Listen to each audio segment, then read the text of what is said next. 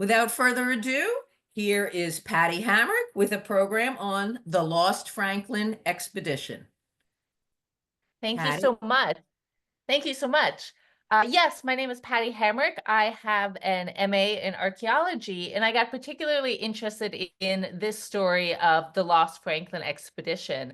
Some of you guys might be aware of this story, have heard some of it. Some of you guys, this might be completely new, and hopefully, whether you know some of it or not, you'll learn some interesting things. You may have seen the AMC a couple of years ago did a mini series about this called The Terror, which you can watch on Netflix these days. But we're going to be talking about what really happened as opposed to the mini series version. So just to kind of start off with some basics of what we're talking about with the Franklin expedition.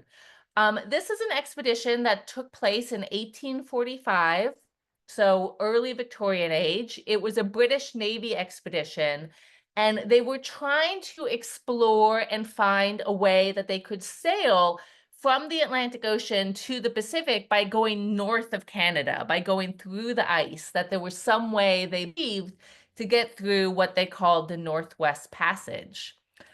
If they had been successful, they would have been the very first people to do so, to be able to go north of Canada through the ice.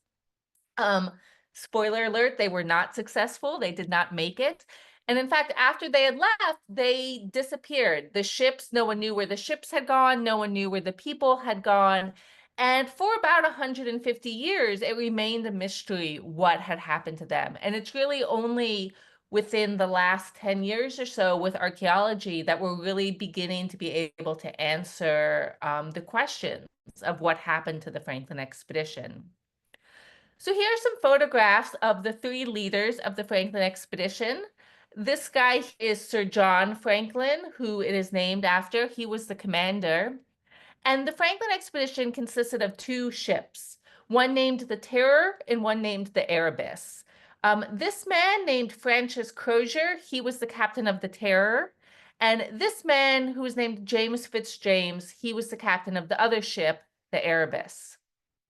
Now you might think, especially for a exploration that went so terribly wrong, where no one came back alive, it's kind of ironic that they have two ships with such scary names, the Terror and the Erebus. I'm sure the Terror is kind of self-evident. You may know the Erebus is a name from Greek mythology, and it actually was the name of the lowest and darkest layer of hell.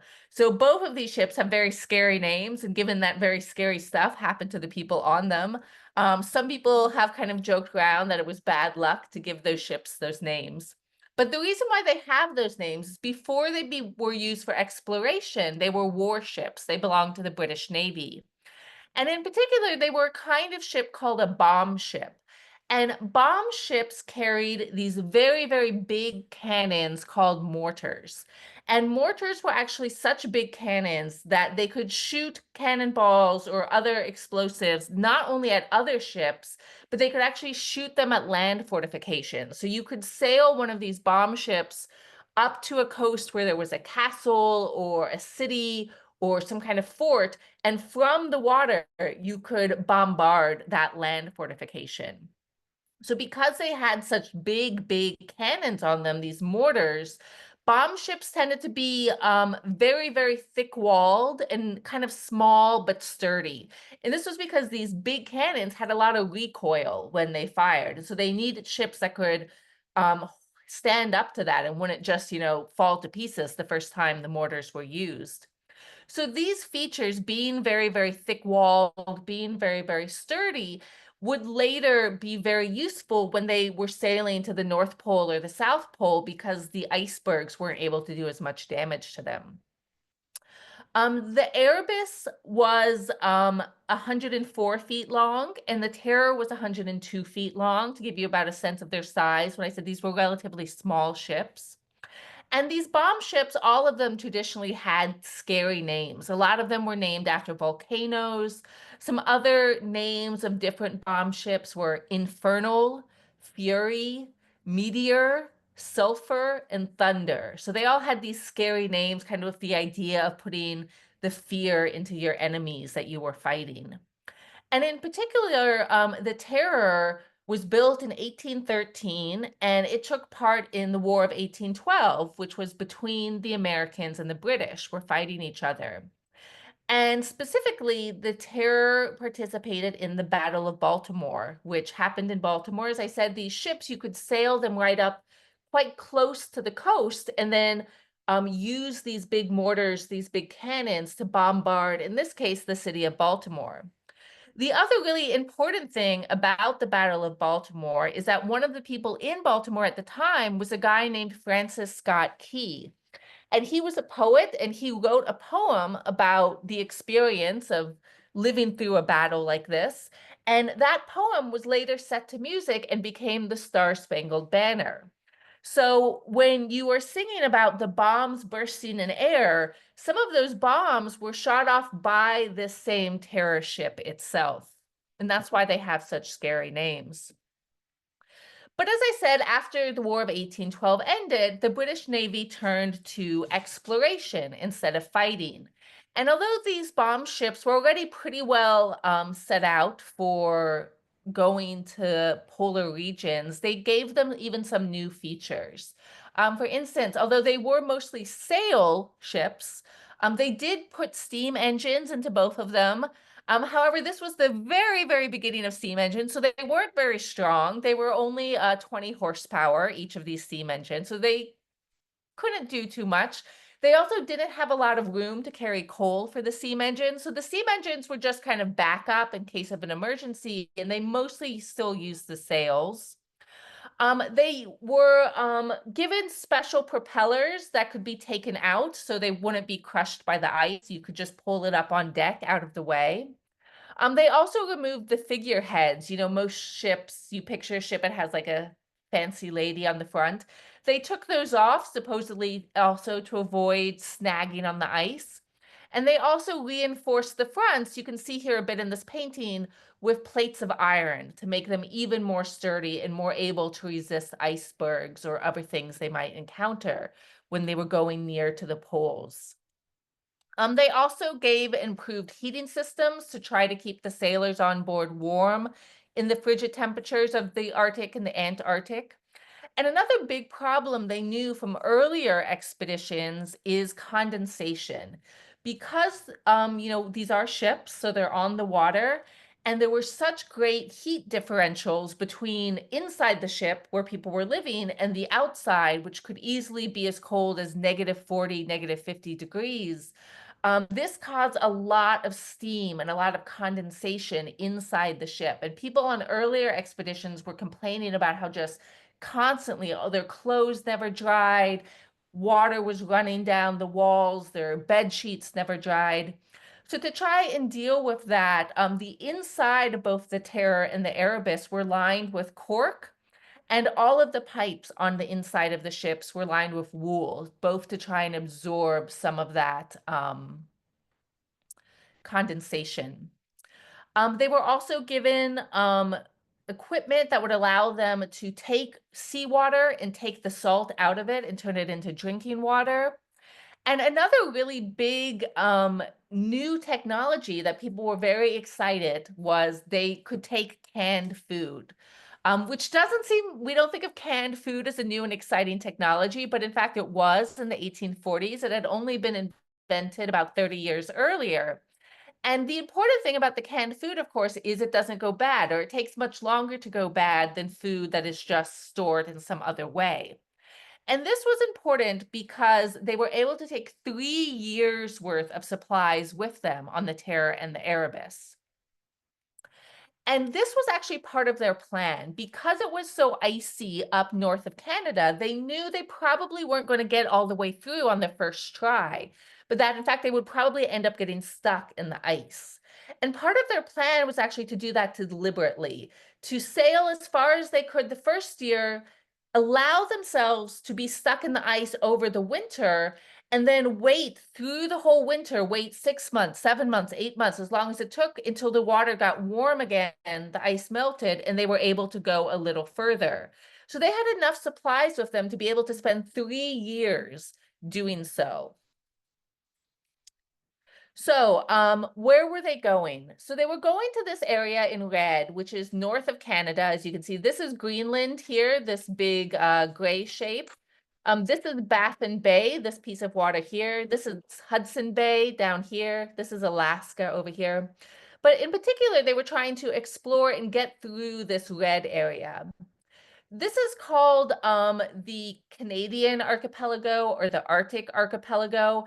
And even today, this area is not particularly well known. It includes 94 large islands and over 36,000 smaller islands. It's about 3,000 miles from east to west and 1,000 miles from north to south. There's an immense variety in how deep the water is. In some places, it's up to 2,000 feet deep. In other places, it's very, very shallow. So as I said, even today, this area is only about 10% of it is mapped to what are considered modern standards. It's a very, very little explored area. And at the time, it was even less explored. This is the map that Franklin would have been using, and you can see how much of this map is just blank space, because indeed, they had no idea what was there. So Franklin's main goal was just to get from the Atlantic over to the Pacific, but also as he was doing that, to try and fill in as much of this blank space as he could. So they left England on May 1845, which was actually already a bit late.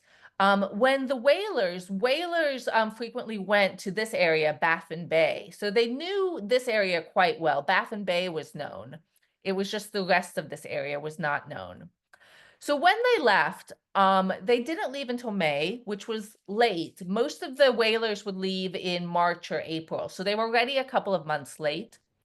They made their last stop here in Greenland at a town called Disko Bay in July 1845. And that was the last chance they had to send any letters or pick up any new supplies. Once they left Disko Bay, they had 129 men with them, which included 14 Marines, 7 on each ship. Marines were soldiers. The rest of them were sailors. They also had a dog named Old Neptune, and a monkey who had been a present from Franklin's wife named Jacko was with them. And then as they left from Disko Bay, they sailed across Baffin Bay and into this mysterious archipelago. As they were sailing across Baffin Bay, they were met by 2 different whaling ships. And both times, Franklin signaled the whale ships and said, why don't we stop and have dinner together and talk for a while? Which is kind of surprising because, as I said, he was pretty late and he only had a short amount of summer weather in this far north to be able to get through with that. You wouldn't think he would be wanting to dawdle, but apparently he did want to dawdle. But both of the whaling ships refused, said that they were too busy doing their jobs to stop for an evening.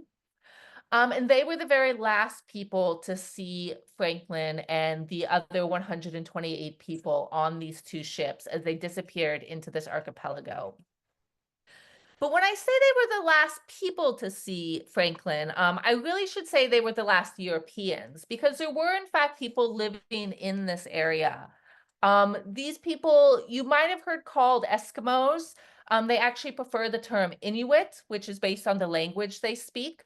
And so as you can see, there are people all throughout this area. Of course, there's not a high density of people. There's not a lot of food to support a lot of people. So the Inuit communities were relatively small and relatively scattered in this area, but they did exist, and we know that they had encounters, at least with some other earlier British explorers. We don't know for sure if Franklin and the rest met them. We now know, as I said, they never made it out of that archipelago. None of the 129 ever returned to England. They all died. And we do know this is the path that they took, that they spent their first winter here at a place called Beechey Island. They tried to go north a little bit from there, went back down south, made it to a place called King William's Island, where the ships got stuck in the ice, and the ships never were unstuck, and all of the people did eventually die there. But before we talk more about about exactly the details of what happened to them, let's take a step back and think about, well, why did they go there in the first place? Why did this seem a good idea to risk 129 people's lives? And one of the big reasons is just that Englishmen, almost everyone actually in the 1840s, but Englishmen especially, really wanted to find a quicker way to get around the Americas, to get from Europe to Asia. At the time, you had to sail all the way down around the tip of South America and then all the way up to get to China or Japan or India or whatever part of Asia you were going to. So a massive detour of about 13,000 miles. Even once the Panama Canal was built, and the Panama Canal wasn't built until well after this, you're still going about 5,000 miles out of your way. So if you could find some way to instead go north of Canada, this fabled Northwest Passage, you would cut thousands of miles off of your trip and a great deal of time to get to the more advantageous trade partners in Asia. And this is something that Europeans had been dreaming of, this shortcut to get to Asia since at least the 1500s. You can see in this map here from 1687, they've added a Northwest Passage. A Northwest Passage does not really exist, but they were so hoping there would be one, they just went ahead and added it to this map. And this idea of somehow finding a Northwest Passage continued to be a real inspiration into the 1840s. A second reason why the Franklin expedition was sent out in the first place is this was really the height of the British Empire. And in particular, the British Navy was really the world's only superpower in the early 1800s. They had defeated the French, they had defeated the Russians, they had defeated the Dutch, they had really beaten everyone, they had defeated China. They didn't really have any rivals at this time. And as part of seeing themselves as a superpower and seeing themselves as the best country in the world, they wanted to prove that not just through war, but as prove it as well through science by being the first people to discover new things. In addition to, it does kind of make sense to send a navy to explore the North Pole or the South Pole, but they also sent the British Navy out to explore places where you would not think a navy would go. So for instance, they sent people out to explore, to find the source of the Nile River. They sent people out to explore South Africa. So this real idea of Britain as a nation kind of showing off, kind of flexing its muscles, kind of getting a reputation, not just for military toughness, but for brilliancy and for being the best in other areas as well. And the third reason is at this time in the early 1800s, the poles, the North Pole and the South Pole, were just really influential. They were this real source of inspiration for art, for poetry, for novels. You could buy clothes that were inspired by the poles. You could buy, there were songs, there was music about the poles. You could buy polar playing cards and cigars and all kinds of things. And in a lot of ways, it was like space today or during the 1950s and the 1960s. This idea that it was the farthest thing to discover. It was like the new frontier, and it was a dangerous place, but it was also a place where you could prove yourself, where heroes were made. This idea of going somewhere where no one else had ever been and seeing if you were strong enough, brave enough, smart enough to do it. The same way space for us, and there are so many movies about people going to space and astronauts, and some of the movies, terrible things happen to them, and in some of the movies, they succeed. In the same way for us, we have space. The people in the early 1800s really had the North and the South Pole. So this is a very famous painting. It's called The Wreck of Hope. And when you first look at it, you might just think it's kind of like a landscape. But if you look closely over here, you see there is indeed a shipwreck. And this painting was so popular, actually, that some people think it influenced the design of the Sydney Opera House. And you can see how the shape of the Opera House is kind of very, very similar to the shape of the ice in this painting. As I said, it was also very popular in poetry. Some of you might have had to read The Rime of the Ancient Mariner in high school. This poem about a sailing ship that goes down near to the South Pole. This guy shoots an albatross, which is this bird that supposedly is lucky, and then he has to carry the corpse of the albatross around his neck. Another book you might be less familiar with is called The Narrative of Arthur Gordon Pym. This was written by Edgar Allan Poe. Poe is mostly known for his short poetries. This is the only novel he ever wrote. And this is a novel about a ship that goes to the South Pole. There's a shipwreck, all kinds of terrible things happen. But the one survivor, he sees ghosts and he goes into this weird chasm that lets him down into the center of the earth. All kinds of creepy and terrible stuff happened to him down at the South Pole. Another very famous book that had a lot to do with the pole is Frankenstein.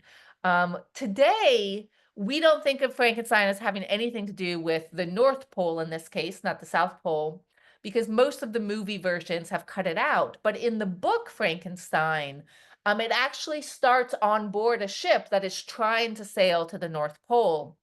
And the captain of this ship one day sees out across the ice next to the ship, he sees two people running, chasing each other across the ice. And he's like, where did these people come from? How could there be people out here in the middle of nowhere? So he goes, he sends his sailors to try and find them. They only catch one of the two people. They bring him back to the ship, and it's Dr. Frankenstein. And then Dr. Frankenstein tells the whole story of how he got there. And he tells, his past, that he was at university and he wanted to bring someone back from the dead. So, he sewed a bunch of body parts together and then he worked, he put electricity through it and the creature rose and all sorts of adventures happened with the creature. And eventually that was the creature out there chasing Dr. Frankenstein to the North Pole. So all the story that we know as the story of Frankenstein is kind of just the middle part of this book. And when he gets to the end, Dr. Frankenstein says to the captain of the ship and the sailors on the ship, he makes this really big speech where he's like, just like I was trying to play God and I was trying to defy the limits of human knowledge, but I made this terrible mistake and I never should have done it. You guys are doing the same thing by trying to go to the North Pole. You're going too far, you're breaking the rules, and it'll bring you devastation. And then he dies. And the captain and the sailors listen to the speech and they decide he's right, that it's too dangerous to try and go to the pole. And so they turn the idea of the poles being this very, very dangerous place, but also this very tempting place because, it's brand new, was very, very common in the early 1800s. As I mentioned, Franklin was not the first person to try and explore this area. In fact, British exploration in this area goes all the way back to the 1500s. So they had very frequently been trying to explore this area. And one of the earlier expeditions I want to tell you guys about just a little bit happened in 1820. And this was led by a captain named Parry. And the reason why Parry's expedition is important is basically everywhere on this map was discovered by Parry. He made it almost all the way through. He actually made it as far as right here. If you look on this red, again, coming up from Baffin Bay, going through this archipelago, he made it all the way right here before he was stopped by the ice. He only needed to go maybe another 100 miles or so, and he would have made it through to this open ocean. But he didn't know that since he didn't make it that far. He didn't know how close he was. The reason why he was able to do this is because there were some very unusual weather circumstances in the year of 1820 that meant there were very, very little ice compared to how much ice is usually in this area. But they didn't realize that at the time. They didn't realize that Perry had just gotten very, very lucky with what year he chose to go. So over and over again, people for decades would keep trying to do what Perry had done and kept failing. And they didn't realize that Perry had just been very, very lucky and a lot of unusual circumstances had aligned. And Perry kind of, not on purpose, of course, but by accident, really led other expeditions that followed him into overestimating how far they'd be able to go. Perry's expedition is also important because he was the very first person to spend the winter in the ice. He was the first person to kind of deliberately go up there with supplies, deliberately stay there as winter set in and the water turned to ice, just stay there stuck in ice, unable to be moving until the next summer came around, and then he was able to return to England that next summer. And a lot of the things that Perry and his crew did on this first winter they got stuck in is also the things that later crews would do on later expeditions, including presumably the Franklin expedition. So while their ships were stuck in the ice, they would do things like play sports. Here we have a drawing of a group of people playing rounders, which is sort of like an early form of baseball.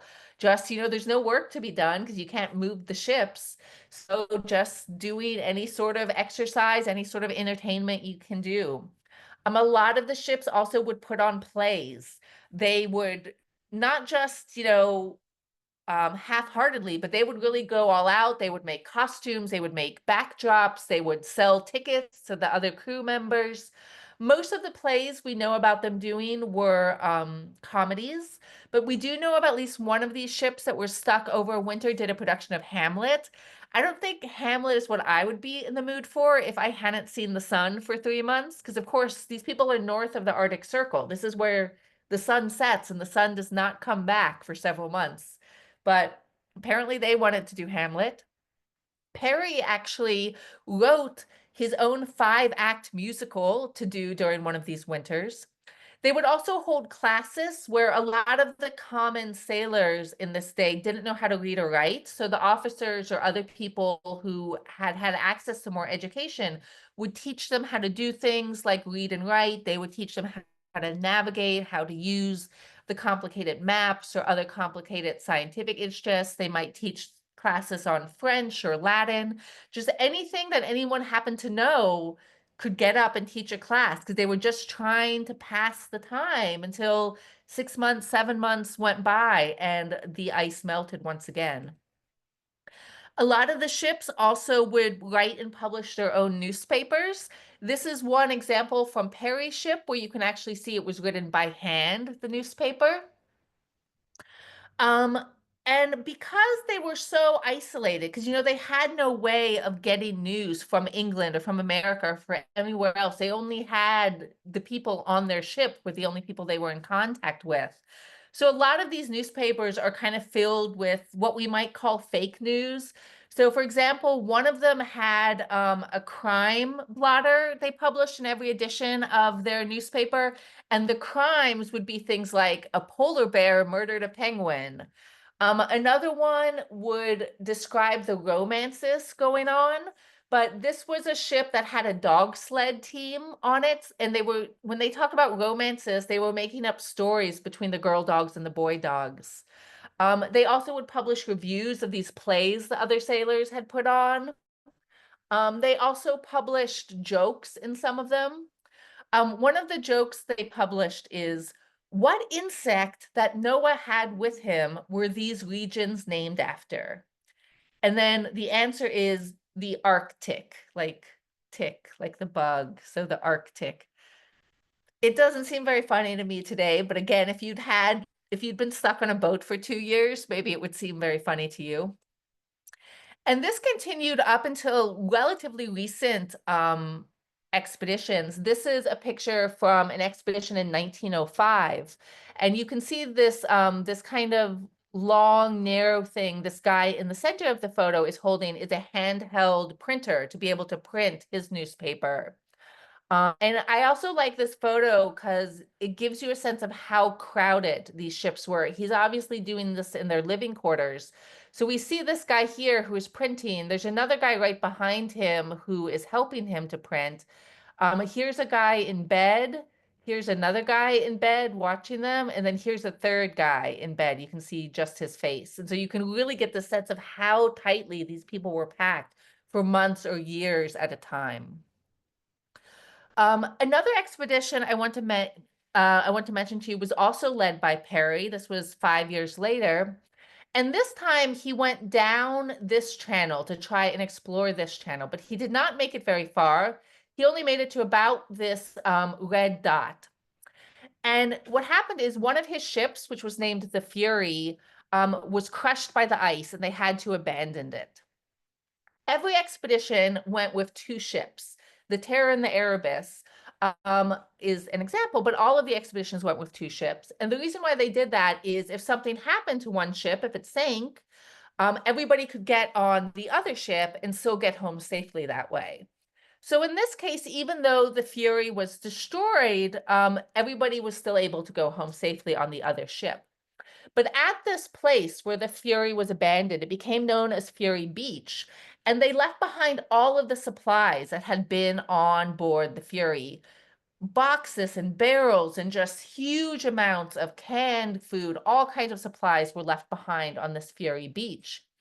And although the Fury itself sank, because this region, relatively close to the North Pole, is just so desolate and so empty, you still actually, even to this day, sometimes find pieces of wood from the Fury that wash up on shore.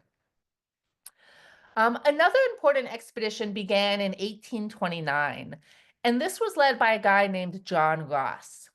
And he could not get the Navy to give him an expedition to lead. He had kind of a bad reputation, but he really, really, really wanted to go exploring this area. So when he couldn't get permission from the Navy, he finally turned and decided to do it privately, to raise his own money and fund his own expedition. So he turned to this millionaire, a guy named Felix Booth. And Felix Booth gave John Ross enough money to be able to have an expedition. But it was a much smaller expedition than any of the Navies. So first of all, he only had one ship. As I said, all the Navy ships always had two ships. And he only had 25 men. Whereas, for instance, the Franklin expedition had 129. So much, much smaller than most of the Navy expeditions. So it started in 1829. They made it down the same channel past Fury Beach. There's that same Fury Beach. They made it down to this harbor in 1829. And then they couldn't leave the harbor. They got stuck there in the winter. But even when the next summer came, the ice didn't melt. They were still stuck there. The same thing happened the next summer. The same thing happened the third summer. So finally, in 1832, they had been stuck in this one place for 3 years straight, and they decided to abandon their ship and try and walk out. But while they were there for those 3 years, there's some interesting things that happened to them. They worked a lot with, there were some local Inuit who lived near this area, and they taught the Ross expedition how to hunt, what sort of things to look for, what time of year different animals were around to be hunted. They taught them how to use dog sleds. A lot of the British ships, though, didn't have anywhere to keep, a dozen big huskies. So although they used the idea of sleds to be able to transport over land, more often they were pulled by the men themselves as opposed to dogs, which was obviously a lot of hard work. And one of the other things John Ross did is he discovered magnetic north. So magnetic north, the place that compass needles point to, is not the same as geographic north. And in fact, in the year he made this discovery, 1831, magnetic north was all the way down here near where his ships were, whereas obviously geographic north is all the way up here. And magnetic north moves around because, as you guys probably know, the inside of the Earth is liquid. And so as the different metals inside the Earth move around, it can cause magnetic north to move around. And so these are some of the places it has been over the years we've been tracking it. And even at the time, knew that magnetic north moved. So although John Ross claimed magnetic north for Britain, when he got back to Britain and told them about this, people kind of laughed at him because they were like, you can't put a flag on something that moves. Like, that doesn't make any sense. But he didn't have anything else to do, I guess, while he was there for 3 years. So he went ahead and claimed magnetic north. And one of the other things he did is they explored a lot for as far as they could walk from the ships, and they gave every single thing a name. You can see how dense the writing is in this area because every single hill and river and island and harbor, every single thing that feature of the landscape that you could give a name to, he gave a name to. I mean, you can see all of this writing, how incredibly dense it is. But in particular, one of the things he named happened to be King William's Island. And in particular, you can see here, he named a point Cape Jane Franklin and Point Franklin. And this is because Ross was friends with the Franklins. And it just happens to be, it's just this weird little quirk of history that the places he named, Jane Franklin was Franklin's wife. The places he named Jane Franklin and Franklin are in fact pretty much exactly where the Franklin expedition would end up ending about 15 years later. Obviously, he couldn't have known that 15 years in the future, that was what was going to happen. So it's just this very kind of creepy little quirk for history. Another thing that he named stuff after was this millionaire who had given him the money to do so, was a guy named Felix Booth. And Felix Booth had become a millionaire because he owned a gin company. You might know Booth's Gin. Unfortunately, Booth Gin no longer exists. It closed in 2017, so it kept going until quite recently. But it was the favorite drink of Queen Elizabeth II, where apparently her favorite alcoholic drink was Booth's Gin. So there are a lot of places in this Canadian archipelago named for gin. We have things like Felix Harbor, the Gulf of Boothia, the Boothia Peninsula, all kind of product placement because of the guy who gave the money to Ross to have this private expedition. Some of the other things, as they were stuck for 3 years here in this ice, they didn't just wait for the ice to melt, but they tried different ways of getting the ships out of the ice. And this was things that not just Ross did, but other polar expeditions would go on to do later. So to tell you some of the things they tried, one of the things they would do is, you can see here in this picture, this is called tracking. And this is literally just all the sailors attach ropes to the side of the ship and try to physically haul the ships forward in the direction they wanted to go, kind of carrying the ships just by pulling on the ropes. As you might imagine, this would be extremely hard physical labor, not very fast moving progress. A very similar thing they did was called warping, where they would carry the anchor out ahead, plant the anchor firmly in the ice, or if there was any ground to plant it in, and then back on board the ship, they would wheel in the anchor, trying to drag the ship towards the anchor that way. Another method they used was called sallying. And this was used if the ship was actually so stuck that there was actually ice on the sides of the ship. And sallying is when everybody on board would come up to the deck, and then they would run from one side of the ship to the other so that the ship would tilt back and forth as everybody ran from the right side to the left side, trying to get that ice along the edges to crack. Another thing they did is they would bring very, very long saws, and they would try to just literally saw through the ice and make a channel for the ship to be able to move forward to. They would also sometimes bring gunpowder and use that similarly, drill a little hole into the ice, pack it with gunpowder, explode it to try and break up the ice and make it possible for the ships to move forward. Obviously, all of these, I mean, they would work somewhat, if you didn't have too far to go, these would be effective, but in terms of the amount of labor and the amount of effectiveness, none of them were super efficient. And none of them enabled Ross to get out of this harbor where they had been stuck for 3 years. So finally, on the 3rd year, they decided to abandon their ship and they decided to walk out. And what they did though is, so here's where they were. This is the harbor where they were stuck.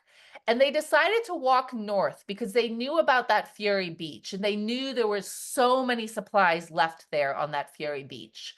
So in 1832, after 3 years, they gave up on the ships. They walked north. It was about 500 miles and they made it to Fury Beach. But it took them long enough to get there, that they got up to Fury Beach in August. And they knew that it was too late, the winter was coming too soon, and they didn't have time to get any further. So they had to spend yet a fourth winter there at Fury Beach. And they had learned some tips from the Inuit about how to stay warm, how to build shelter. So they built this kind of partly underground shelter using the wood from the shipwreck of the Fury and then lined the outsides of blocks of ice and made themselves a pretty nice little house to spend one more winter in. But what I think is really interesting about this story is you can see even these extreme conditions, there's only 25 of them. They've been stuck by themselves for 4 years. They still make a common men's quarters and an officer quarters. And I really feel like that says a lot about the British Navy at this time period. So the next summer in 1833, in addition, some of the things that were left behind were small rowboats that had been carried on board the Fury, kind of like lifeboats. And so they took some of those little boats and they sailed out into Baffin Bay. Again, Baffin Bay is this area where the whalers go. So they were stuck in the harbor here. They walked up to about here, and then they took this little rowboat and sailed out to here. And they did get lucky. They did meet fairly shortly afterwards. They met a whaler, and it happened to be a whale ship called the Isabella. And there's another really weird little irony of history here because the Isabella, before it was a whale ship, had actually belonged to the British Navy. And when it got old, it was sold off and this whaling company bought it. But when it had been a Navy ship, Captain Ross had actually been its captain.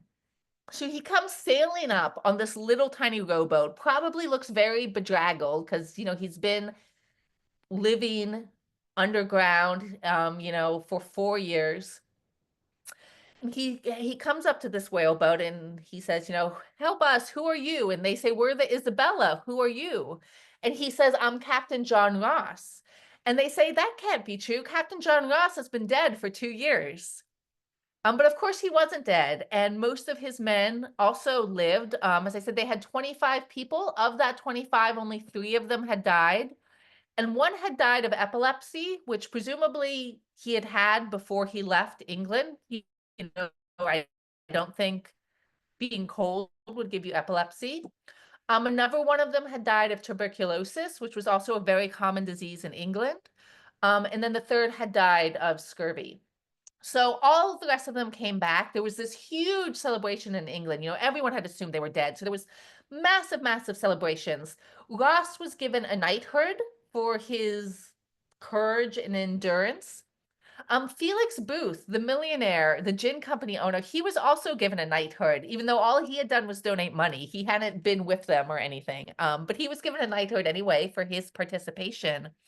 And the 25 sailors or the 22 sailors who were left, all were given 4 years of back pay at double their usual salaries. And this is even though they were not working for the British Navy at the time. They were on this private expedition.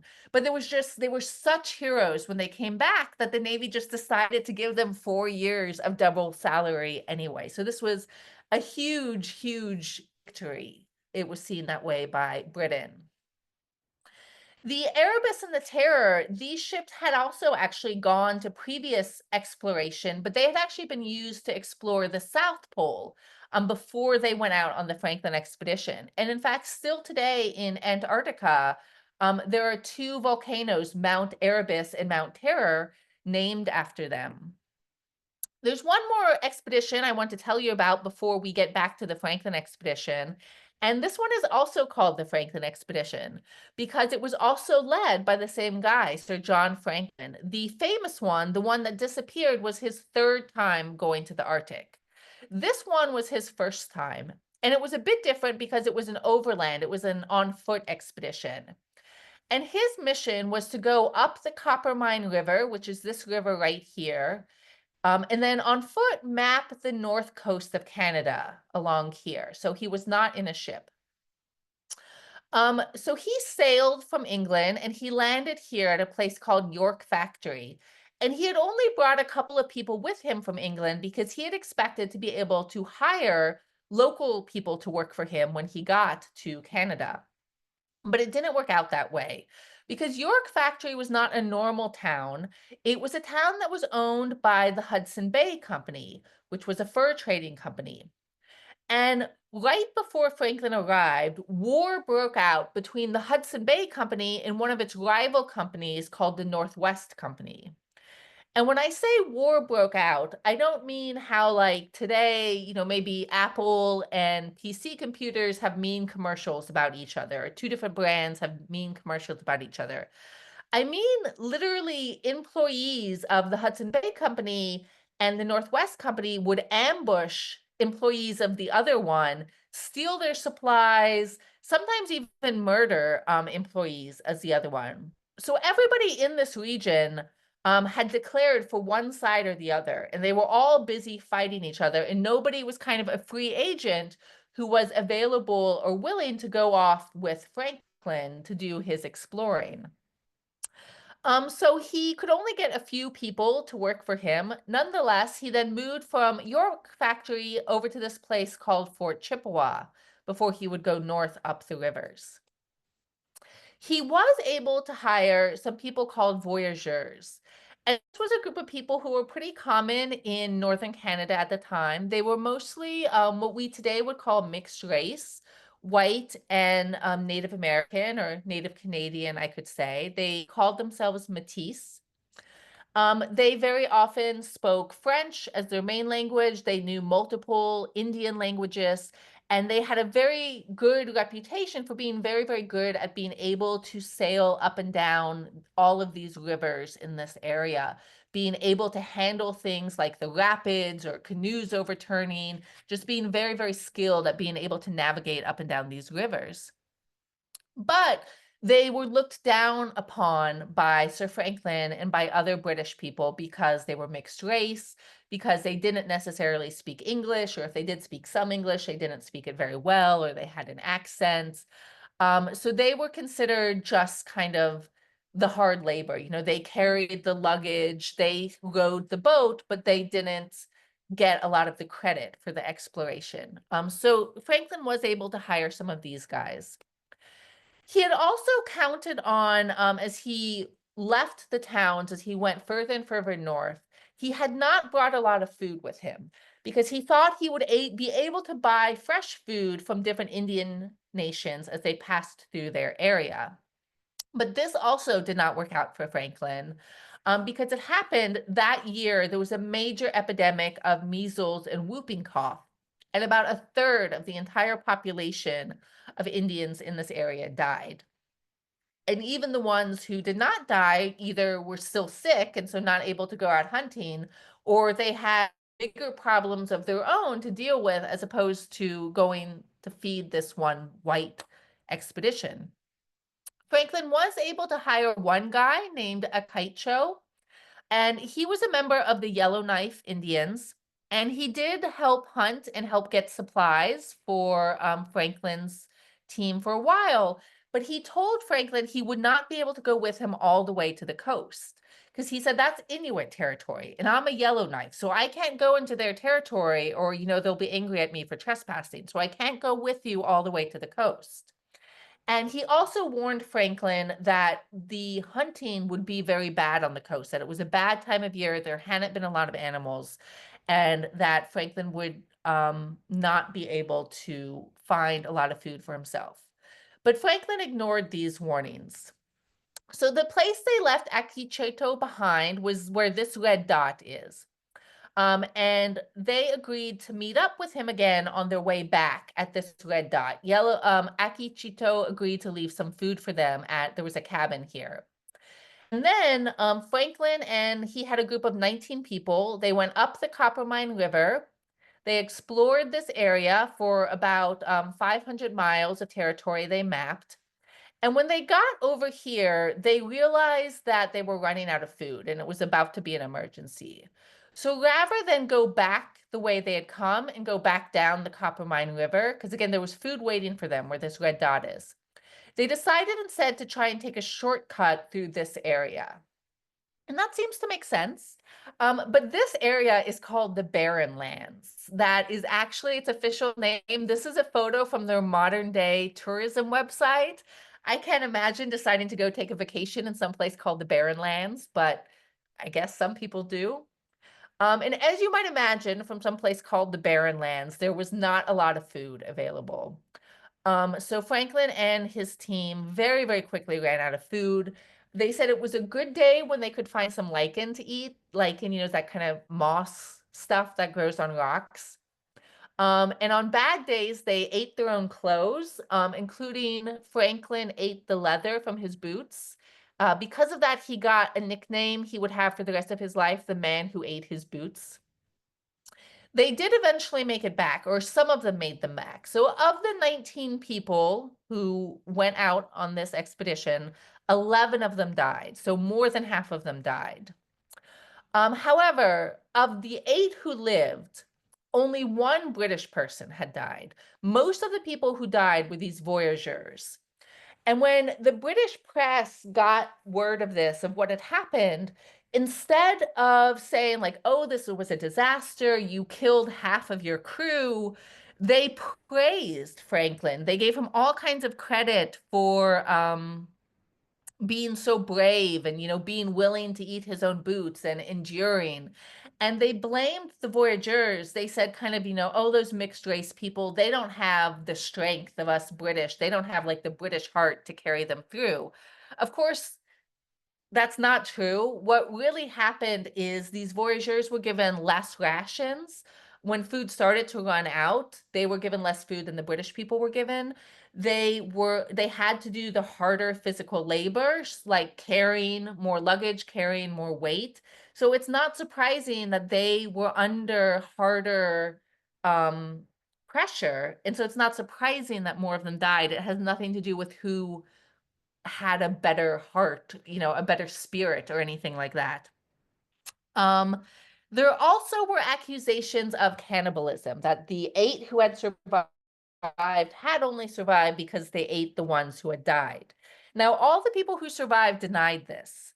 But one of the people who survived wrote a letter about this experience where he said, things have taken place which must not be known. So, you know, I think it's pretty likely that they did resort to cannibalism, even if they kept it secret afterwards. Franklin wrote a book about his experience, wrote a memoir, and this became a huge bestseller. It became such a bestseller, in fact, that the publisher couldn't print enough copies to keep up with how many people who wanted to buy it. And so secondhand copies were going for 10 guineas. That's the equivalent of about $800 today for a secondhand new book. You know, imagine somebody has bought the new New York Times bestseller and you want to read it so bad, you pay somebody $800 to get a copy of the new book. Franklin also eventually was knighted. That's how he became Sir John Franklin. So the 2 worst polar expeditions were both led by Franklin, which I feel like was probably not a coincidence. I feel like he probably maybe should not have been a commander. But people who knew him in real life, he had a very, very good reputation. People said he was very gentle, he was very kind, he was very cheerful, he had a good sense of humor. People said even he wouldn't swat mosquitoes. If he saw a mosquito biting him, he would just blow them away because he said they had as much right to live as I do. Despite being very nice to mosquitoes, it was not such a great experience to be a human under his command.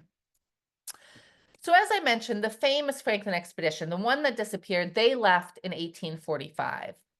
And relatively soon after, in 1846, it had only been a little over a year, about a year and 3 or 4 months. His wife, he left behind, Jane Franklin, began to get worried. And she began to pressure the Navy to send out search parties. But the Navy was like, no, this is what we expected. We expected it to take more than 1 year. Nothing's going wrong yet. And Lady Jane was very famous for being a traveler in her own right. She had done all sorts of expeditions herself. She had climbed the Alps. She had visited Morocco. She sailed the Nile. She visited Jerusalem. She swam in the Dead Sea. She visited the archaeological site of the ancient city of Troy. So she was considered the most well-traveled woman in England at the time. And she was very independent. She was very forceful. She was very much a leader herself. And she and Sir John had a really nice relationship. They married relatively late. She was 36 and he was 41 when they got married. And he wrote a letter to her where he said, "What a most fortunate person I must be to have gained such an enviable prize," talking about her as the prize. So he really enjoyed this aspect of her, that she was not your typical Victorian woman who just kind of stayed at home all the time, but she was very outgoing and kind of an explorer herself. Um, so she wasn't able to convince the Navy to go out looking in 1846, though. But in 1848, it had been 3 years, she had continued to put pressure on the Navy. And the Navy finally sent out 3 different expeditions. You can see they're coming from 3 different directions here.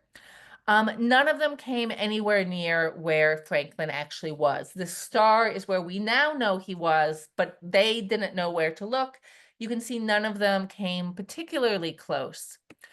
They tried all sorts of different methods to try and find them. One of the things they did is they would inflate hot air balloons, write a letter, attach the letter to the hot air balloons, and then just kind of set them off and let the wind blow them wherever they went, hoping that maybe one would accidentally happen near Franklin and he would be able to find one of these letters.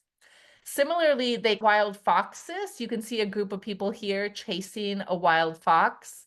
And they would put collars on them and attach letters to the collars, and then again, just let the foxes go. Again, hoping maybe one end up finding Frank somehow by themselves. And these searchers, they themselves got stuck in the ice. They spent the winters in the ice. And in particular, this party, this was led by Ross, that same guy who had been stuck in the ice for 4 years himself. And so he was like, if I was in it for 4 years, Franklin could still be alive. So this whole area that is shaded in red, he and his crew searched using sleds, because while their ship was stuck in the ice, they went out overland using dog sleds and using man-pulled sleds to try to search. And they got pretty close, but didn't find them. They also got quite close here. This is Beechey Island, where there were some clues if they had made it to Beechey Island, but they didn't find the clues there either. They got within 70 miles of the ship, so really close. But even if they had made it those 70 miles, it probably would have been too late for Franklin and the crew already. In fact, we now know that Franklin and his crew had abandoned their ships, which were right here at the star, had abandoned their ships in April. And it wasn't until September that he was doing these searches in this area. So although they were so close, it probably was too late already. Lady Jane continued to really push for more searching, for the Navy to put more money into it. She was quite wealthy herself and offered an immense amount of reward money out of her own money for anybody who would go out searching.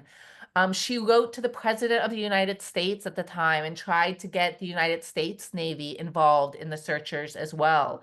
She wrote letters to British Parliament. She wrote letters to newspapers. She became an Arctic expert herself. She never went to the Arctic herself. She did go to Alaska to try and help the searchers from the coast of Alaska. But she became an expert by looking at maps, by interviewing other people.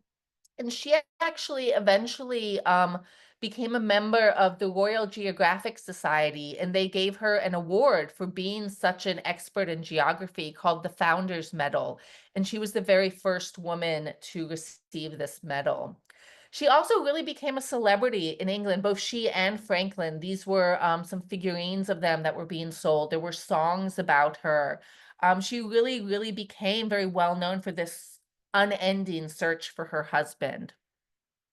But she didn't turn only to science to try and find him. She also turned to spiritualism, which was this belief in people who were psychic, in people who could talk to the dead, in Ouija boards and crystal balls and things like that.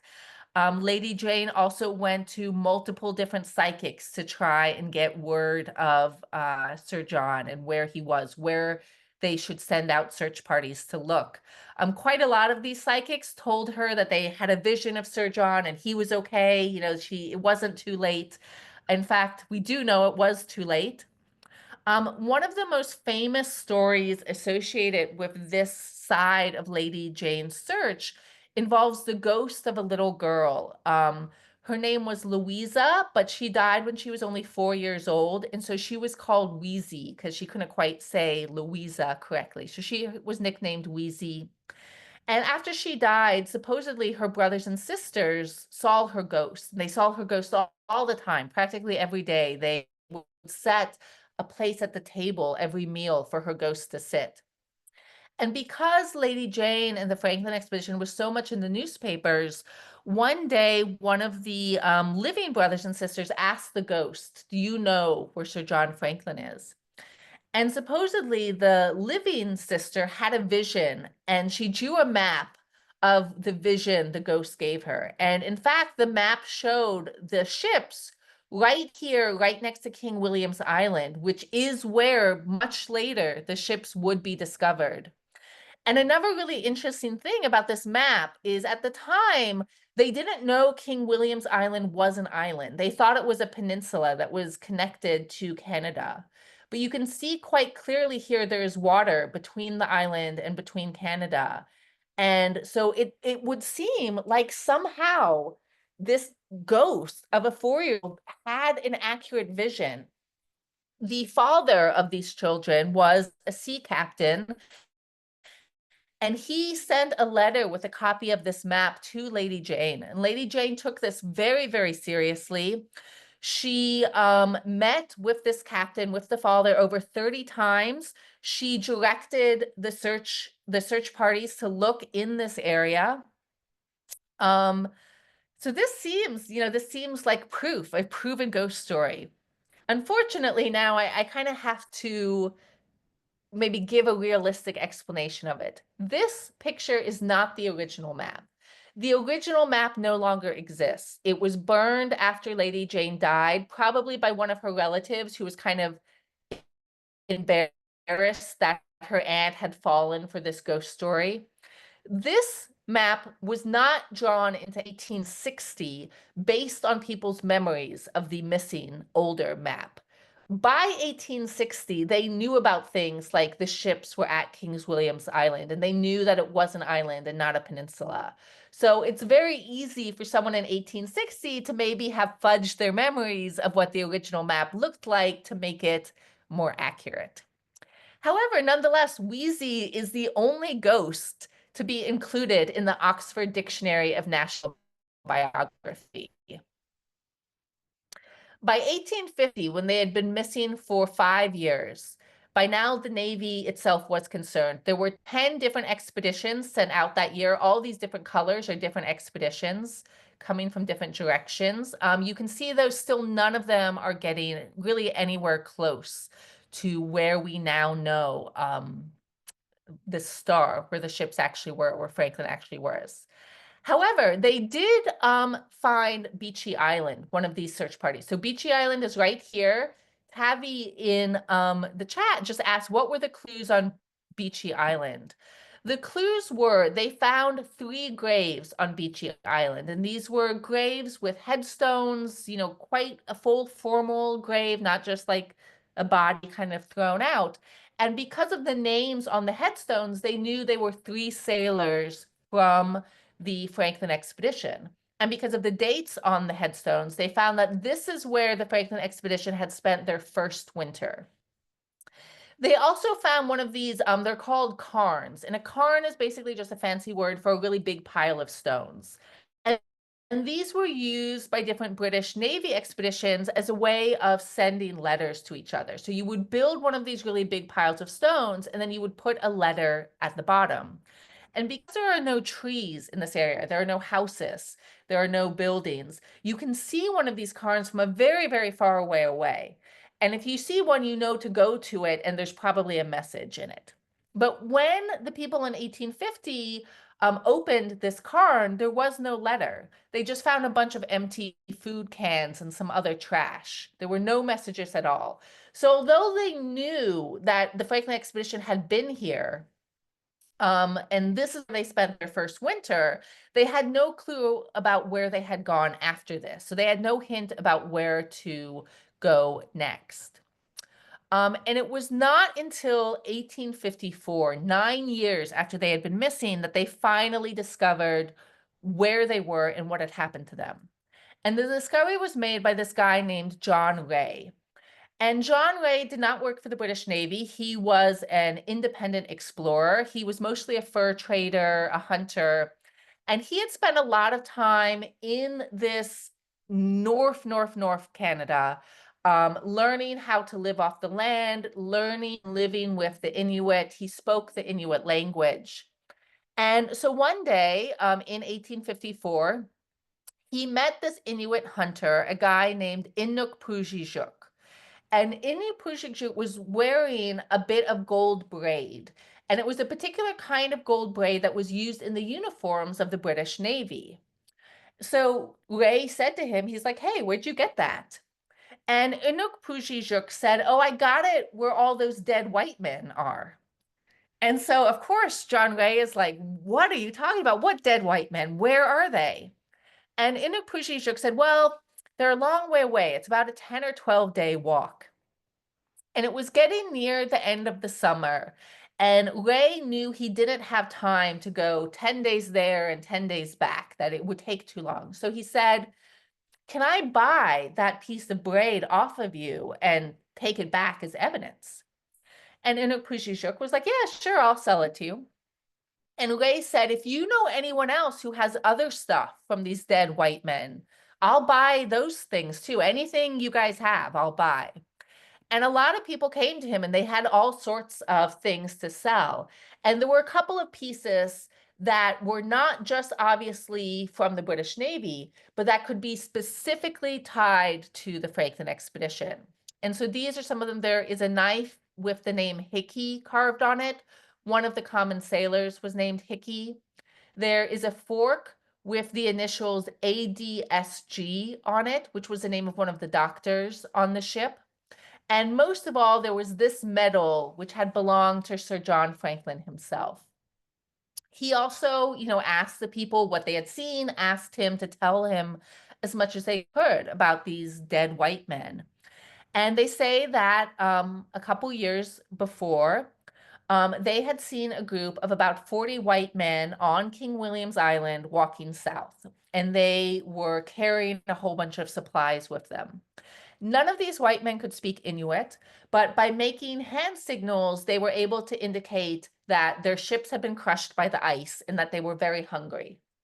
So the Inuit gave them some of the meat they had with them, some seal meat, and everybody went to sleep for the night. But there were only 3 or 4 of these Inuit hunters, and there were 40 of these white men. And that night, the Inuit guys said to each other, these guys look pretty desperate. These guys look like they might be willing to do anything. They might come after us to attack us for our goods. So they decided to sneak away in the middle of the night, and they never saw these white men again. But a while later, when they were back in the same area, they found a whole bunch of bodies in this one area. And it looked pretty clear that these bodies had starved to death. And so they named the area where they found these bodies Station Cove. And in fact, they said specifically that there was evidence of cannibalism, that it was clear some of these people had eaten other ones. And so they told this to Ray, and he did not go to see it for himself. As I said, it was pretty far away. And by this time, it had been 4 or 5 years since it happened. So there might not be that much left to see anyway. He decided to just take all these pieces of evidence he had seen and hurry back to England with the news. And this news was printed all over the place in England. But this idea that they had committed cannibalism was hugely negatively responded vast majority of the British could not believe it. They refused to believe it. They were like, oh, those Eskimos, they must have been lying. They probably murdered them themselves and made up this story of cannibalism just to make us look bad.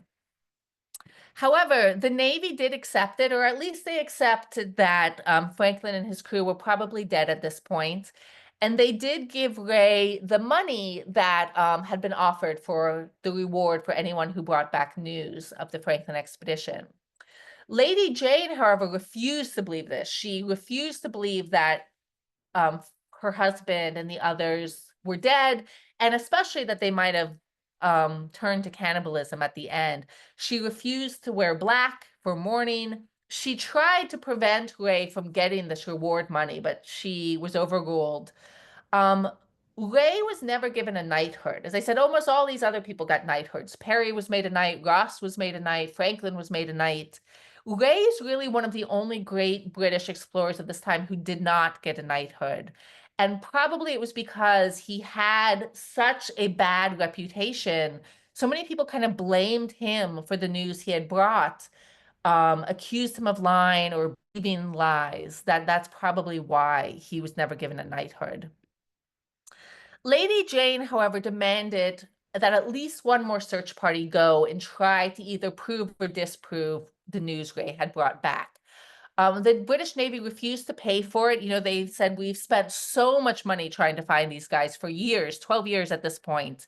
We can't justify sending out more. So Lady Jane funded her own expedition, and she did send it to this King William's Island, where the Inuits said they had seen these people. And indeed, the people she sent, it was led by a guy named McClintock, very quickly found a lot of evidence that this is indeed where the Franklin expedition had died, on this King William's Island. They found many bodies, many skeletons by this point. They found diaries on the bodies, you know, proving via the names in the diaries it had been people from the Franklin expedition. They also found some quite weird things. So for instance, one of the things they discovered was one of these small kind of lifeboats from the ships had been taken from the ship, packed with all kinds of supplies, and they were kind of dragging this boat along with them, using it kind of as like a sled. And there were 2 dead bodies in this sled. There were so many supplies in this boat. It weighed 750 pounds. It would take 7 or 8 people to pull. And one of the interesting things about this, when they found it, the boat was actually pointing back towards where the ships were. So as though they had gotten about 15 miles away and then changed their minds and decided to go back to the ships. The other really weird thing is the stuff in this boat. If you knew you were starving to death, you had to walk hundreds of miles before you would get to any kind of help. Not the kind of stuff you would think to bring with you. Things like 5 golden watches, a fancy pair of slippers, 6 books, including a novel, an amazing quantity of clothing, towels, toothbrushes, combs, silk handkerchiefs, twine, nails, saws, silverware, plates. The only food was some tea and chocolate, and all the rest of it was this weird stuff that, I mean, you could see how it would be kind of useful, but would you need hundreds of pounds of it when you have to walk such a long distance? So people began to speculate that maybe something happened to their minds where they were not able to logic reasonably or to make good choices. Another thing that led to this belief that like something really weird seems to have happened with what their decisions were is they did find a message from them. In one of these cairns, they found a message. And the first weird thing about this message is instead of just using a blank piece of paper, they used a pre-printed form that they had on board the ships. They were supposed to put these forms in bottles and drop one every day. And then whoever found the bottle would read the form and it would say, send me back to the headquarters of the British Navy. And this was supposed to help to map the currents by where these different bottles will be found.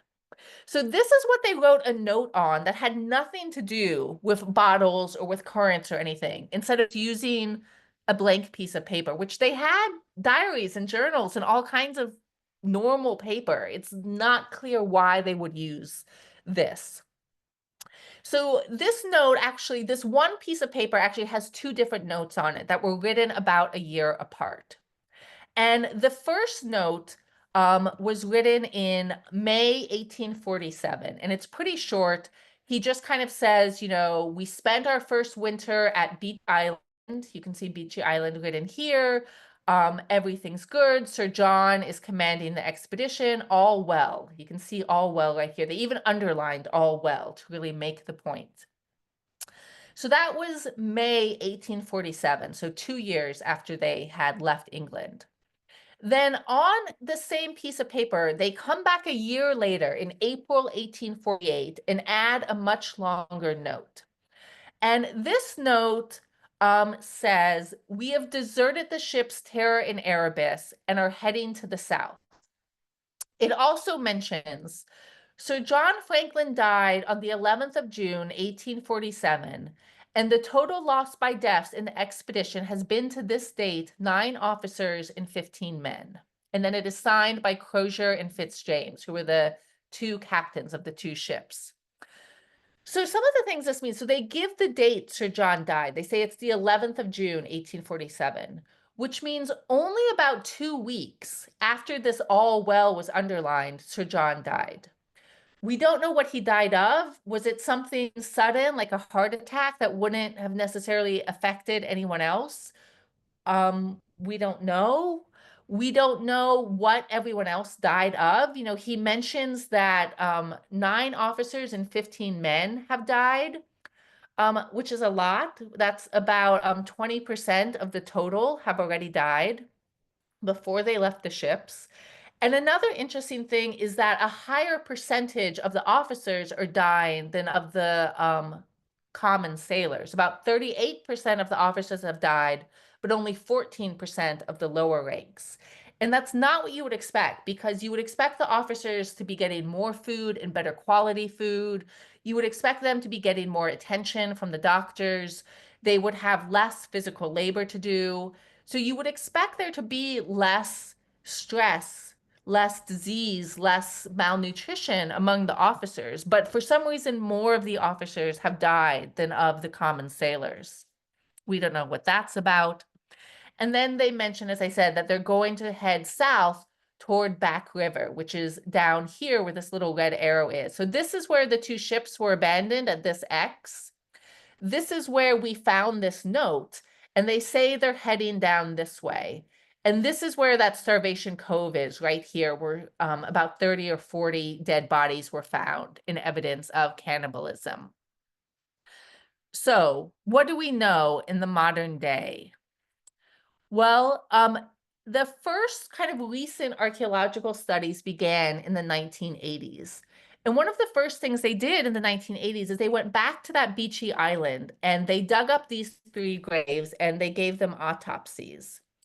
And they were able to do this because these guys have essentially been in a freezer ever since they died. Even though it had been 150 years by this point, the bodies were still in very, very good condition. I'm going to show you a photo of the body. So if anybody doesn't want to see a dead body, close your eyes for a second. Okay, here we are. And again, these are photos taken in the 1980s. So these do not look 150 years old. The autopsies found that all 3 of them died of tuberculosis or pneumonia, which was a pretty common cause of death. There doesn't seem to be any kind of unusual things going on with them. But they did all 3 have very high levels of lead. So you can go ahead and open your eyes, anybody who closed them. And for a long time, this theory that maybe what happened to the Franklin expedition had to do with lead poisoning, that maybe that canned food had infected them with lead. And lead poisoning can cause you to have a lot of kind of paranoia and hallucinations. Things can get very, very strange in your mind. And maybe that's why they were making such weird choices about what to bring with them. And maybe that's why they were having such a relatively high death rate in a relatively short amount of time. Like, for instance, 20% of their expedition had died only 3 years in. Whereas if we compare them to John Ross's expedition, he had less than that after 4 years. So, like, clearly something unusual was happening with the Franklin expedition. So for a long time, this lead poisoning was a very, very popular theory. However, recent archaeologists no longer believe that's the cause. And this is due that a lot of other archaeological studies we know have been done. We know a lot more about what life was like in Victorian England today than we did in the 1980s. And one of the things we found out is basically everyone in Victorian England had lead poisoning, because this was the beginning of the Industrial Revolution. So there was a lot of factories, there was a lot of smoke and chemicals and coal being burned. But there were no clean air laws, there were no anti-pollution laws. And when we look at other cemeteries from Britain in this time period, we find everybody has really high levels of lead. And in fact, just a couple years ago, archaeologists did a really interesting study with these Beechey Island bodies. What they did is they looked at one of the body's thumbnails, and a different bodies, they took a piece of the hair. And because your fingernails and your hair grow, they were actually able to compare the lead levels when they were in England versus when they had been at the boat. They were able to take different places along the thumbnail or along the hair and compare at different times. And they found that the lead levels were actually going down the longer they spent on the boat, that they were getting less lead on the boat than they had been back in England. So that makes sense because they were away from the factories and things like that, but it doesn't explain what happened on the ships. Another thing we've been able to do just really recently, within the last couple of years, due to new advances in technology and in archaeology, is we've been able to identify a few of the bodies, a few of the skeletons that were found. So we've been able to identify 3 people so far. The first one is someone who seems to have died relatively early. And the reason why we think that is he was given a grave. So he has, quite a nice grave. Somebody dug a big hole to put him in and built a coffin and everything. Whereas the people at the end, when we're just finding skeletons laid out on the surface with no attempt to care for them. So since this guy has a grave, it seems like he died relatively early. This was on King William's Island, though.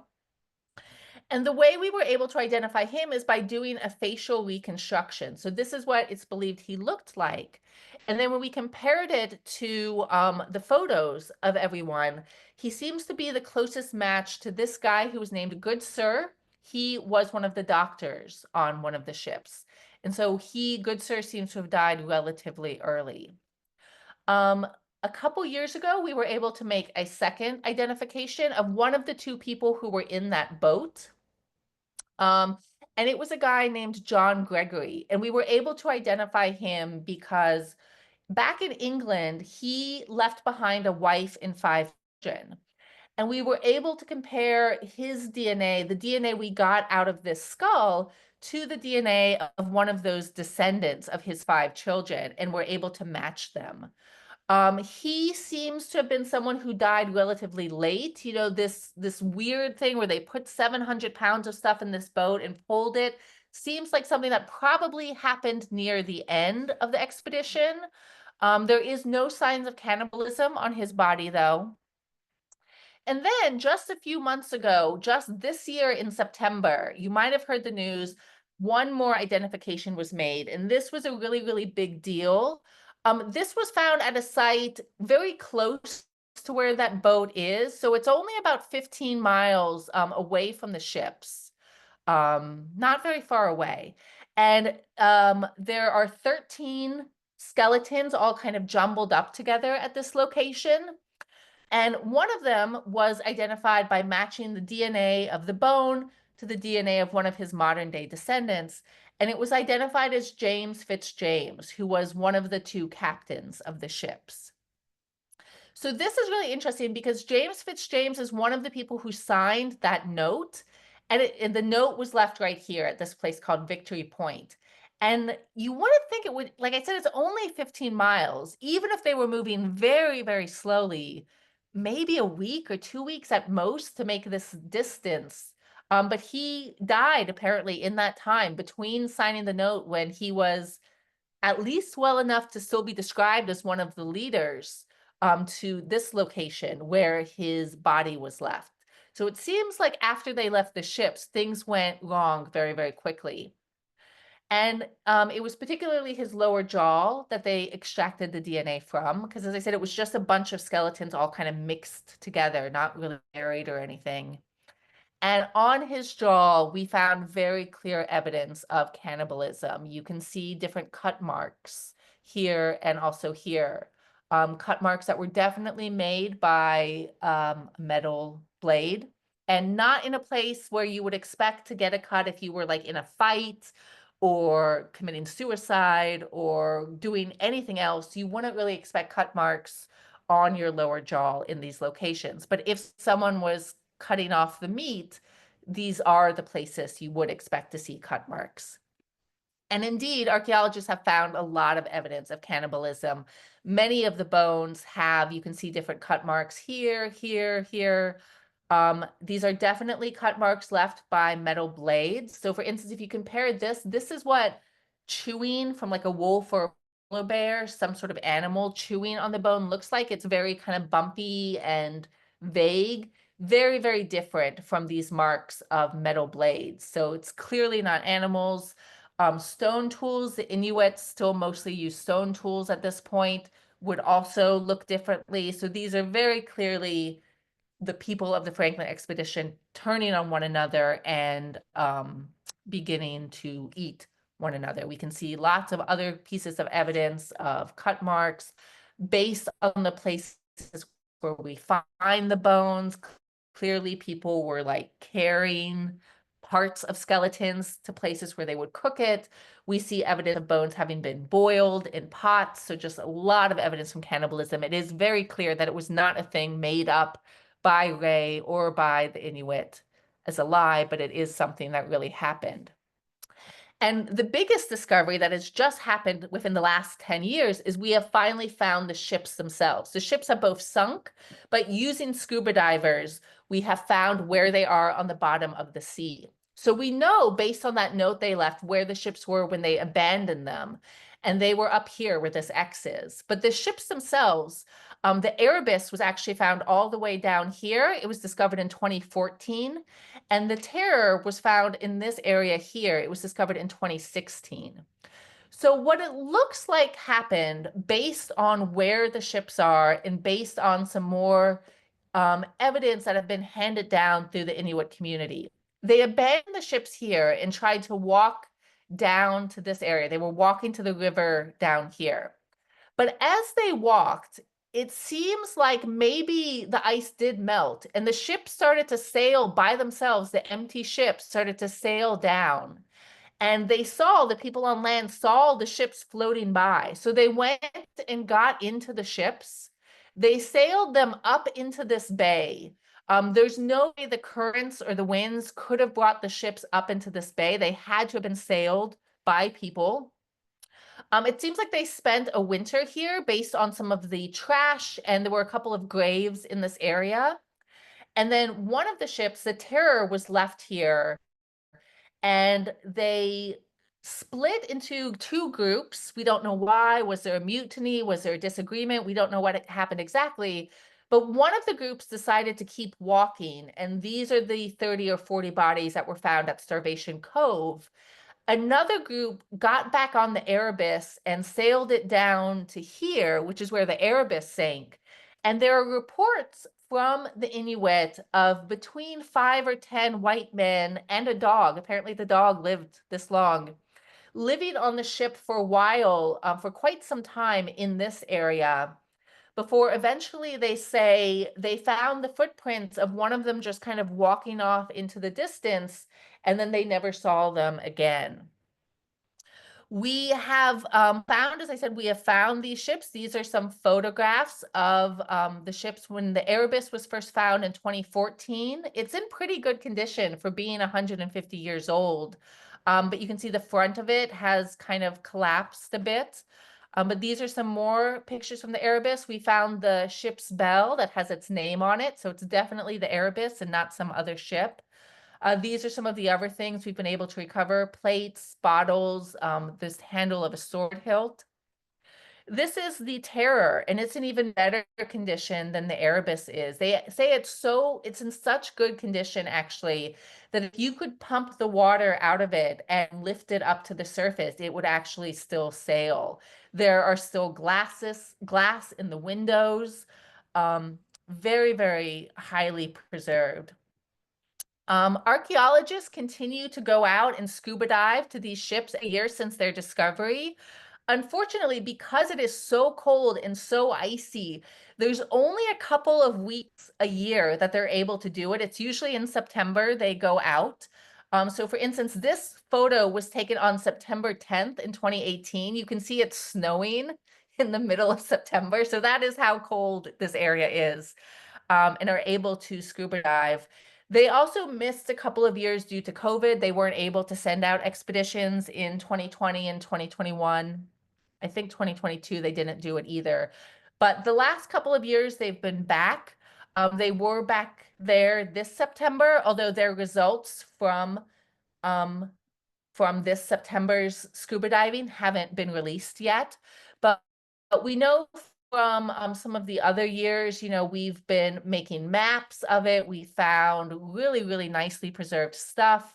Here are some of the pictures. You can see there are still plates on the shelves. It's so well preserved.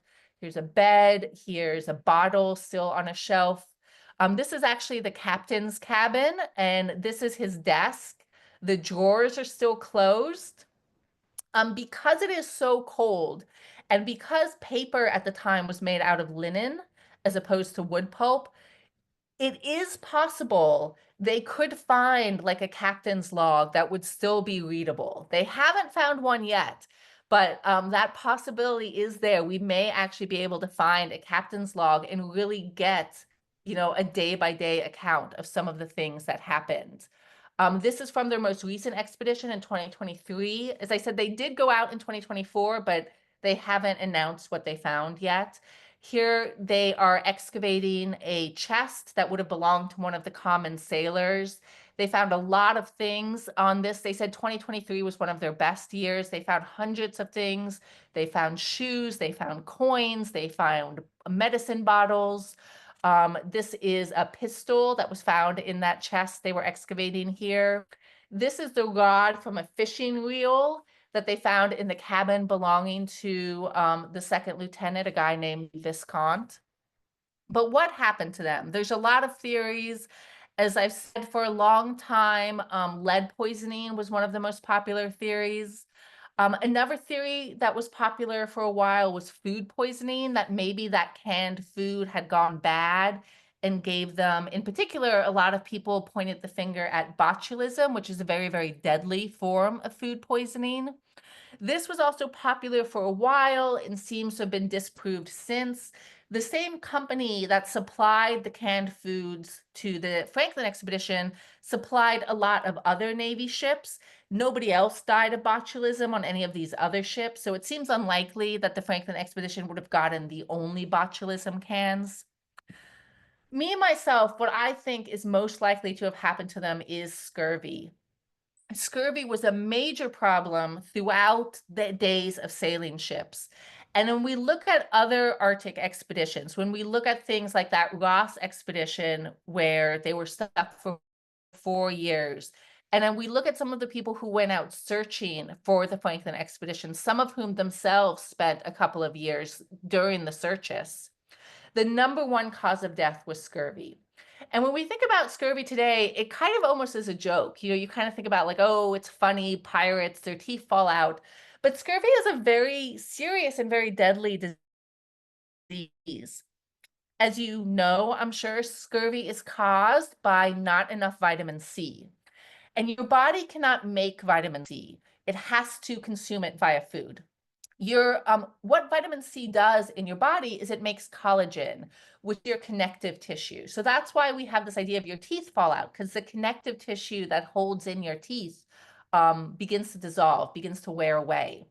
But some of the other things that can happen when you have advanced scurvy is you begin to bleed all over the place. You bleed out of your mouth, out of your nose, out of your eyes, your ears. You can even start bleeding out of your pores in your skin, which is what is showing in this picture.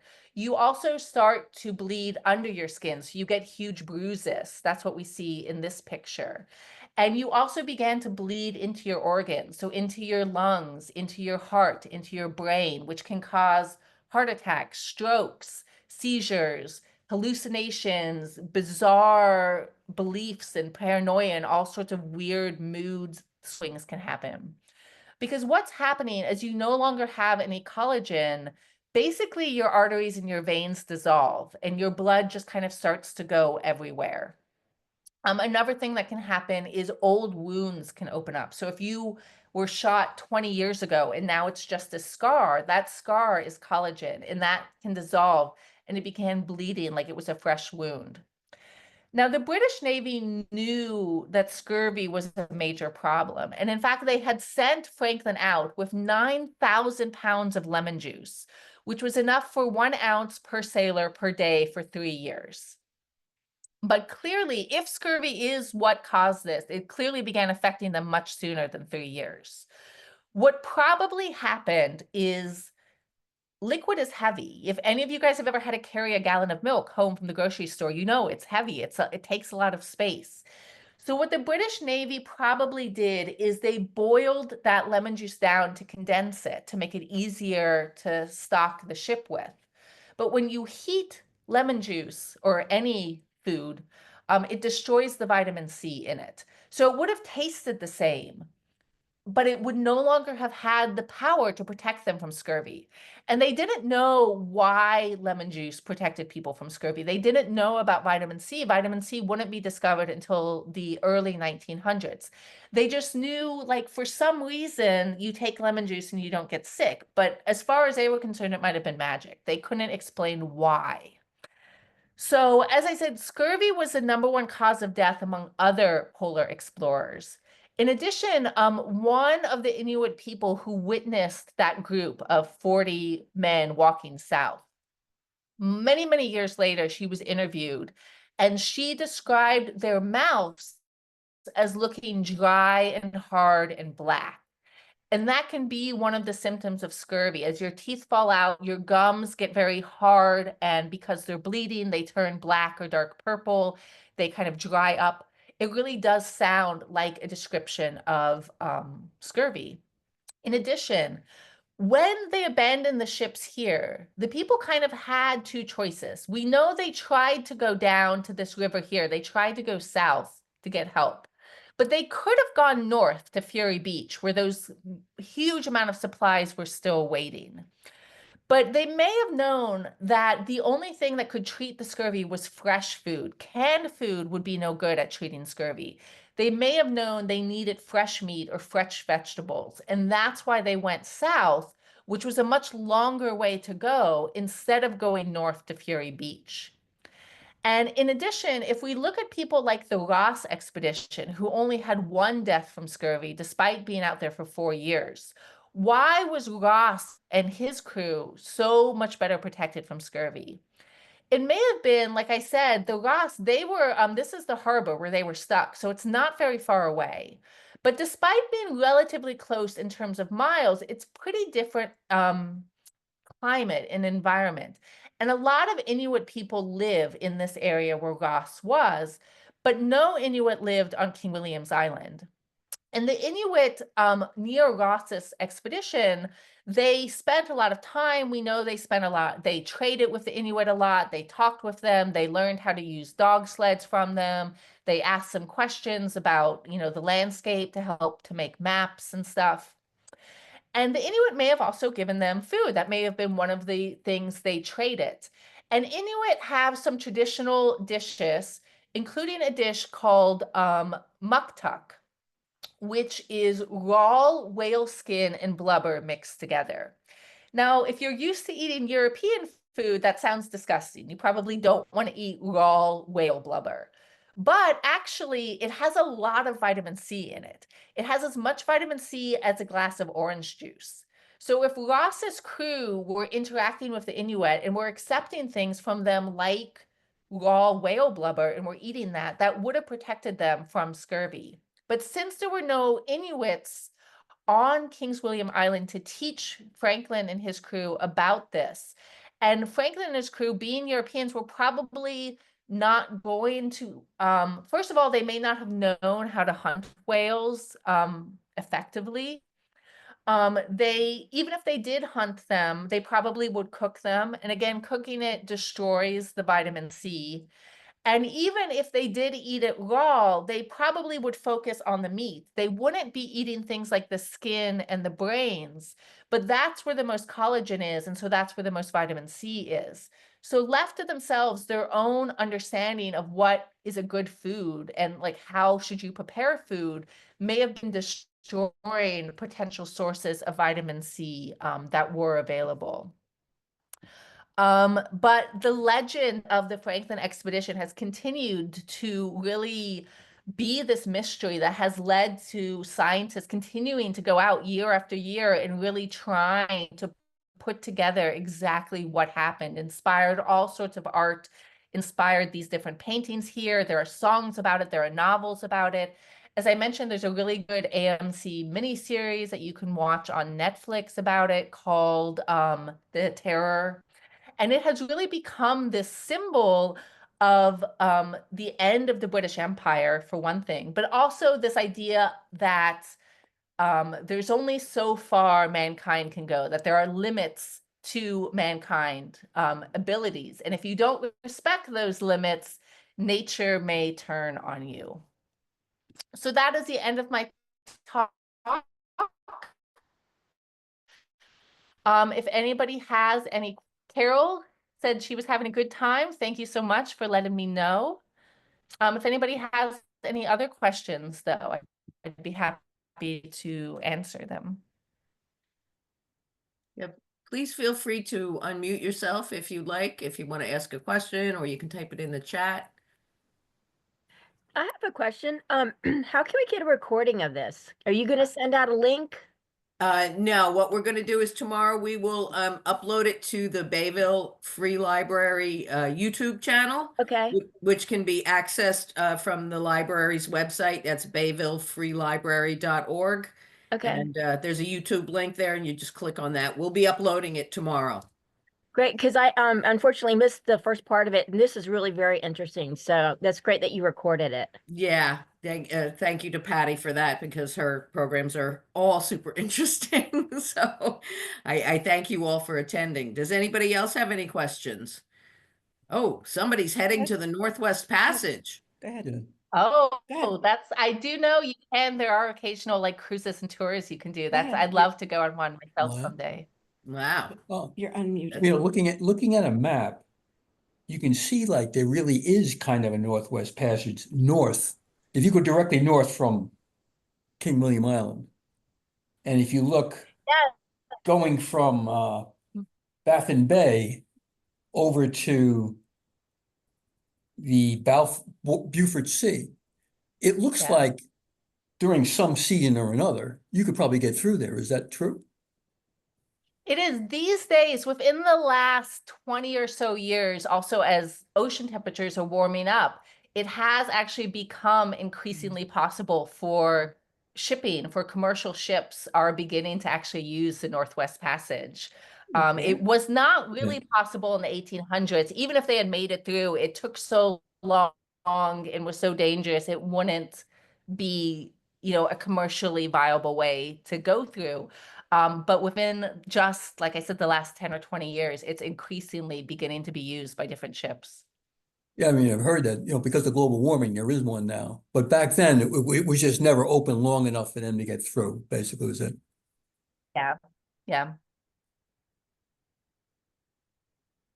Did Is they somebody have else- any idea of the actual mapping of this, or they were just blindly poking at trying to get through?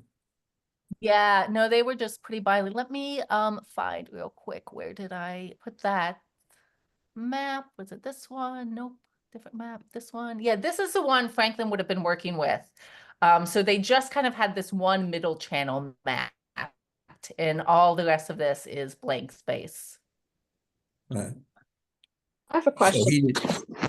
he didn't even know that existed, the one way through. As far as I can see, that's really the only way you can go through it, other than making 40 Yeah. turns. Yeah. I have a question. Is Prince William Island inhabited now? There is one town on King William's Island now. Let me find one of the more recent maps. We have no. It is mostly lived in by Inuit. A lot of Inuit are no longer. They used to be nomadic, so they wouldn't have a town. They would always be going from one place to another as they followed the different animals. But there is one town on King William's Island now called Goja Haven, where there is a museum where they have a lot of these artifacts and a lot of the different people who work on the scuba diving and stuff are based out of Goja Haven. Fascinating. And was there any place that they could have gone by walking where they could have found food, or it just was hopeless? Like I said, maybe if they had left earlier, if they hadn't waited until it seems like, 20% were already dead. So something seems to have been happening.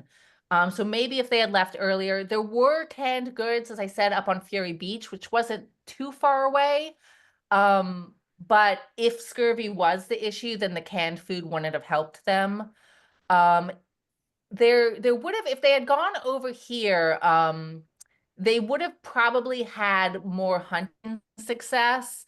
King William's Island, even for this area, is a very, very barren, very, very deserted area. Actually, NASA has used it to do some experiments for sending astronauts to Mars. They sometimes use King William's Wow. Island because it's just so empty and it's nothing but rocks. That like they go and test stuff there sometimes. So if they had been just like some of the other, I mean, it's the Arctic Circle, nowhere is like abundant with food, Right.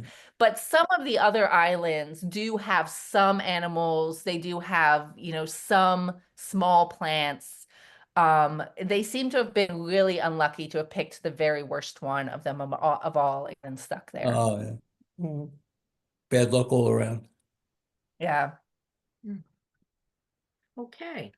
Well, it's getting up there in time, so we're gonna have to call this an end for the night. I really thank all of you for coming, and Thank Patty, you. of course, it's terrific as always. As Please- always, terrific. Please join us next month, January 7th. Patty will be back talking about cave paintings and the origins of cave paintings. It's a fascinating lecture. So I hope you can all join us. Visit your library's website to find out more information. This recording will be available tomorrow sometime on the YouTube channel of the Bayville Free Library, which can be accessed through our website.